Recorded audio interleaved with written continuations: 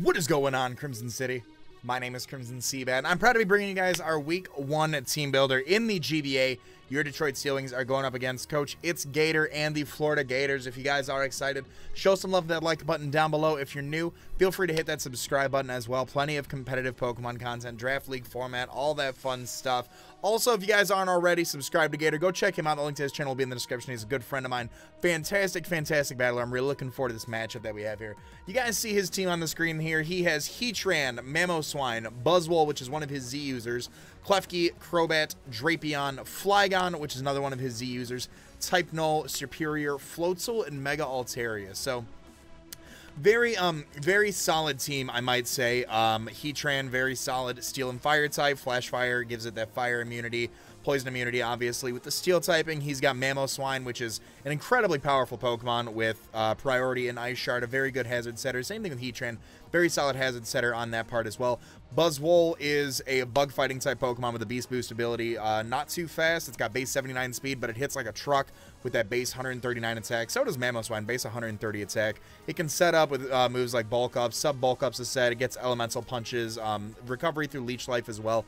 Klefki is a Steel Fairy type Pokemon with a Prankster ability. It can set up screens. It can set up hazards. It can priority Magnetize, things like that. Typically more of a defensive role than you see offensive. Crobat is a really cool Pokemon that I could definitely see him bringing Poison Flying type with the Infiltrator and the Inner Focus abilities. It can Defog, it can Brave Bird, it can U-Turn, it can Super Fang, it can Taunt Me as well. All that good stuff. The Drapion is another Pokemon that he could bring. He's got two Steel types and two Steel types and two Poison types right at the gate that I noticed. Drapion is another Pokemon that could potentially come, a Swords Dance set, Knockoff, Poison Jab, things like that. Flygon, Ground Dragon type Pokemon with Levitate. It got buffed in Gen 7 with access to Dragon Dance, which is really cool because it's got that base 100 attack and 100 speed. So after a Dragon Dance, it does have the potential to set up, especially being one of his Z-move users. U-Turn, Earthquake. It has another Defogger on his team as well. Type Null, base 95s across the board outside of speed. It's got the Battle Armor ability, and it has access to Eviolite, which makes it an incredibly bulky normal type Pokemon. Superior, very fast, base 113, special attack of 75, so nothing too crazy, but after a Leaf Storm, you know, that thing starts hitting pretty hard with the Contrary. It can also set up physically. It has access to Leech Seed. It can Glare Pokemon as well. Floatzel is another Pokemon that he has, base 115 speed, another very fast Pokemon. Base 105 attack, 85 special attack, so he can run either set or even potentially a mix set with priority in Aqua Jet. And the Mega Altaria is a Dragon Fairy type Pokemon. Base 110s, pretty much above 100 as far as all its stat goes. 75 HP and then 80 in speed with the Pixelate ability. Can do a variety of things, can attack specially and physically with that Pixelate ability and with its mixed coverage that it could have. As far as hazard setters go, he has the Heatran and the Mamoswine, for Stealth Rocks, the Klefki for Spikes, and the gosh diggity darn Drapion for Toxic Spikes. No Spinner on his team, but he has several Defoggers. Klefki, Crobat, Flygon, Superior, and Mega Altaria. 5 Defoggers on his team, so that is something to note. No Cleric on his team, which is really nice to note. We're going to go on ahead and talk about our team. If you guys didn't see the draft analysis for Season 8 of the GBA, that will also be in the description of this video so you guys can see kind of my thought process and what I drafted and why I drafted it. First up here, we've got Endeavor, the Choice Scarf Infernape with the Blaze ability, Close Combat, Fire Blast, Gunk Shot, and U-Turn. Max attack, 60 in special attack, and 196 in speed with a Naive Nature. What does this do? Close Combat has a chance to kill the Heatran from full, depending on the sets. The Mamoswine from full as well. It does a little bit of chip to the Klefki. It's obviously a neutral hit on that with the Steel and Fairy typing. Neutral hit on the Drapion. Super effective against the Type Null, and then neutral damage to the Floatzel as well. Fire Blast can hit a special Klefki, or a special defense, or a physically defensive Klefki. Fire Blast will hit that. Fire Blast will also hit the Mamoswine. Fire Blast also catches the Superior as well. We have the Gunk Shot for the Mega Altaria. It also does hit the Superior, and then U-Turn for the Momentum. So I really like Infernape as a good pivoter. I think it U-turns well with the rest of our team that we do have this week. With the Choice Scarf at 168 speed, we are outspeeding Flygon by 1 point, or a choice like if he's Choice Scarf Flygon, we do outspeed it by 1 point. And then if he Dragon Dances, we outspeed by 1 point. Obviously, outspeeding a Mega Altaria, a +1. Choice Scarf Mamoswine as well, we also do outspeed.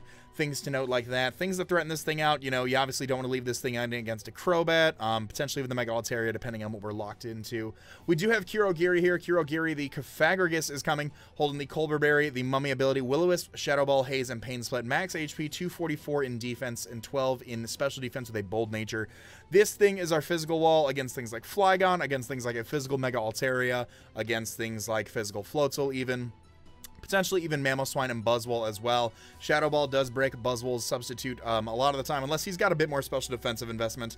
Will-O-Wisp obviously burns things like the Mamoswine, the Buzzwole, the Crobat, the Drapion. The Colbur Berry helps us take a knockoff from Drapion or Mamoswine and then turn around and Will-O-Wisp it, so that way we kind of nerf their physical attack because he doesn't have the Cleric user on his team. Actually, Mega Altaria is a heal beller. I just realized that. Mega Altaria could definitely bring the heal bell if need be, but I don't see him bringing a supportive Mega Altaria. We'll see. We'll see, but Will-O-Wisp does deal with those, and even if it does burn him, it does force him to bring in Mega Altaria and go for that heal bell, so he can take a little bit of advantage of that turn right there.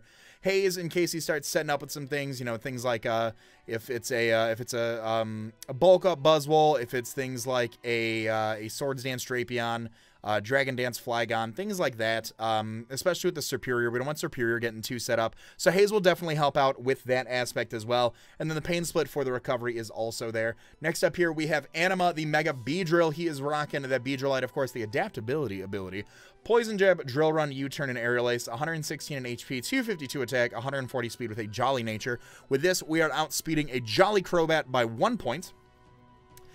Poison Jab does a tremendous amount of his team. Poison Jab obviously hurts a lot of things. He does have the immunity in Heatran. He has the immunity in Klefki. But other than that, I mean, Poison Jab and U-Turn really do hurt his team. Drill Run takes care of Heatran. Drill Run hurts the Klefki as well. Drill Run hurts the Drapion. Aerial Ace is there for the Buzzwole. And the reason we've got so much in HP is because we didn't need that much speed overall just to be able to outspeed the fastest thing on his team. And we could... we would underspeed Mega Altaria by 1 point with a max speed Jolly, so that's why the rest of it just went in HP. It does help it give it a little bit of longevity. I feel like if it gets hit with like a super effective move or something like that, it can take an Ice Shard from a Mamoswine with that much HP and then turn around and OHKO with something like Drill Run or U-Turn, which is really, really nice, or at least do a little bit of chip damage where I need it to. Something to note here is that we do need to be careful for hazards on our team because of turning around between Infernape and Mega Beedrill. We do have Real Steel the Jirachi. Jirachi is coming this week with the leftovers Serene Grace, Wish, Stealth Rock, Iron Head, and U-Turn. A very, very simple set for Jirachi, I feel like. But I felt it was necessary for things like Special Mega Altaria and then the Superior as well. Obviously, something like Heatran could give it a little bit of a problem with Magma Storms, Lava Plumes, and stuff like that. But we can Wish Pass into Mega Beedrill. We can Wish Pass into Kurogiri. We can Wish Pass into Infernape. We can Wish Pass, you guys see the rest of the team. We can Wish Pass into something like Thundurus or Suicune as well, just for that longevity. Stealth Rocks will be nice for chipping down 25% on the Crobat. It'll be nice for chipping down 25% on the Mega Altaria before Mega Evolution, so that'll be something nice to note. And if he's choice locked a few times or feels like switching, it is nice chip damage to have. Iron Head obviously for the stab, getting a little bit of flinchy action, and then U-Turn kind of pairing with our U-Turners in Mega Beedrill and in Infernape. It'll be able to give us a little bit of a slow U-turn out. Obviously, base 100 speed is still very scary, but it'll give us a slow U-turn out on some of his physical threats if they feel like switching out. We can just U-turn back out or Wish turn into something else, such as our Charge Bolt, the Thundurus here. Thundurus is going to put in a lot of work this week, I feel like. The Sharp Beak Thundurus rocking that Prankster ability, Nasty Plot, Agility, Thunderbolt, and Hidden Power Flying. Double Dance Thundurus. I really think it's going to put in a lot of work, and preps this thing put in a ton of work. If we can get +2 in speed and +2 in special attack, we just kind of start poking holes for something like Mega Beedrill or Infernape to be cleaning up afterwards. The Thunderbolt hits the Heatran, Hidden Power Flying hits the Mamoswine, Hidden Power Flying hits the Buzzwole, Thunderbolt hits the Klefki, the Drapion, the Crobats, Hidden Power Flying hits the Flygon, Thunderbolt hits the Type Null, Hidden Power Flying hits the Superior, Thunderbolt hits the Floatzel, and Hidden Power Flying hits the Mega Altaria. So we don't really need too much. And as far as it goes, Life Orb was a potential set that we could have brought, but just in case of something like just for the longevity fact, after a Nasty Plot, Sharp Beak boosted Hidden Power Flying just kind of starts running through his team with a little bit of damage. Having those hazards up will definitely help out Thundurus in the long run. After an Agility, I believe we do outspeed, what is it?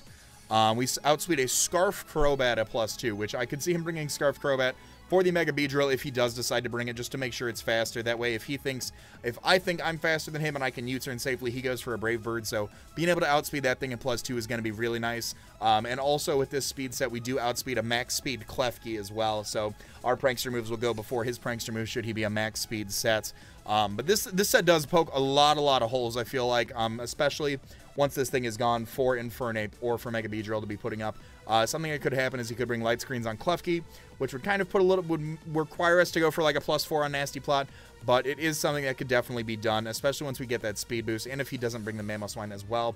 Last but not least here, we have Backdraft the Suicune. Suicune is coming this week with a Resto Chesto set, Calm Mind, Scald, Ice Beam, and Rest, max HP, 156 defense, and 100 in special defense with a Calm Nature.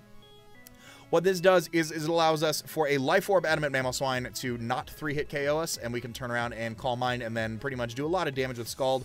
It does also help us out with the Superior. If we do get a Calm Mind or 2 off, we can go for an Ice Beam. We can Resto Chesto up on his Leaf Storm boost and then go for another Ice Beam potentially. Scald Ice Beam coverage really does a number to his team outside of the Floatzel. But Ice Beam hits the Mega Altaria, Ice Beam hits the Superior, Scald hits Type Null, Ice Beam hits Flygon, Scald hits Drapion, Ice Beam hits the Crobat, Scald hits the Klefki, Scald hits the Buzzwole, Scald hits Mamoswine, and Scald hits Heatran. So Suicune's really nice, especially because he doesn't have an Electric-type Pokemon. The only way he can super effectively threaten us out is with, you know, a Leaf Storm set with Superior. So that is one of the things that I do expect him to bring as a check for Suicune, which is problematic for his team in some senses. So that is our team going up against its Gator and the Florida Gators. I hope you guys have enjoyed this team builder. Let me know your guys' thoughts on the team, of course, in the comment section down below of this video. Tomorrow's matchup against Gator is going to be one for the books. I love my boy Gator. I'm always excited to battle him. I hope you guys are excited too. If you are, show some love on that like button down below. All that being said, I want to remind you guys to be great and do great. I'm going to let this outro bang. I'm going to talk to y'all soon. Later.